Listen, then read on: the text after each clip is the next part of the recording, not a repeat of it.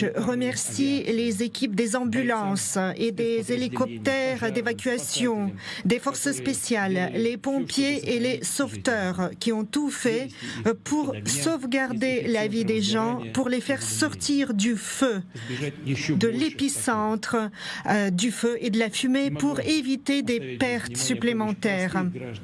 Et bien sûr, je pense aussi à l'aide apportée par les citoyens qui, dès les premières minutes, ont aidé les médecins et les forces spéciales, ont apporté leur aide et ont transporté les blessés vers les hôpitaux.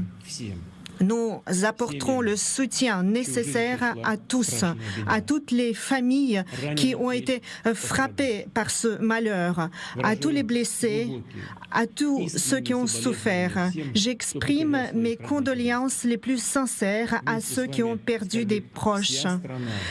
Tout notre pays, tout notre peuple est en deuil avec vous et j'annonce le 24 mars la journée du deuil national.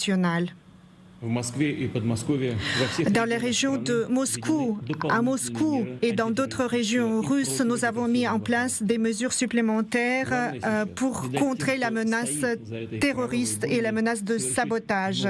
Le plus important, c'est de ne pas permettre à ceux qui sont derrière cet attentat sanglant de commettre d'autres crimes. En ce qui concerne des opérations d'enquête et de recherche, je peux dire que tous les 4 personnes qui ont commis cet attentat terroriste, tous ceux qui ont tiré et ont tué des gens, ont été retrouvés et arrêtés. Ils essayaient de se cacher, ils se dirigeaient vers l'Ukraine où, d'après les données préliminaires, la partie ukrainienne leur avait préparé un passage pour franchir la frontière entre la Russie et l'Ukraine.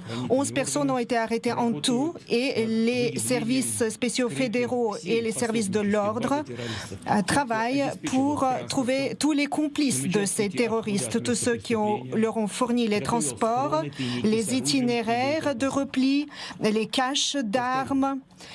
Et je répète que nos services d'enquête et nos forces de l'ordre feront tout le nécessaire pour établir tous les détails du crime, mais il est évident que nous nous sommes heurtés non seulement à un attentat terroriste bien planifié, mais à une tuerie de masse préméditée contre les civils. Ces criminels de sang-froid étaient déterminés à fusiller nos citoyens et nos enfants, tout comme les nazis à l'époque qui fusillaient les gens sur les territoires occupés. Ils voulaient montrer comment ils pouvaient tuer impunément. Et tous les commanditaires et ceux qui ont commis ce crime répondront de leurs actes.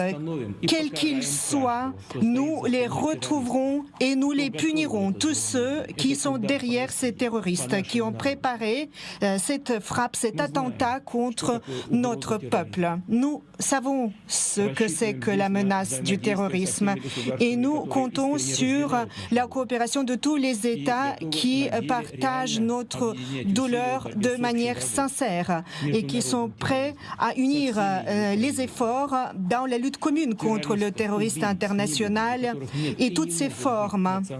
Ces assassins inhumains qui ne peuvent pas se proclamer de telle ou telle nationalité sont voués à la punition et à l'oubli. Ils n'ont pas d'avenir. Notre devoir commun de tous ceux qui combattent sur le front et de nos citoyens est maintenant de former nos rangs, de souder nos rangs et je suis persuadée que tel sera le cas et rien ne pourra ébranler notre unité et notre volonté, notre courage et la force du peuple russe uni. Personne ne pourra semer les graines contaminées de la haine et de la discorde dans notre société pluriethnique. La Russie, à de nombreuses reprises, avait traversé des épreuves les plus difficiles et nous le ferons à nouveau maintenant.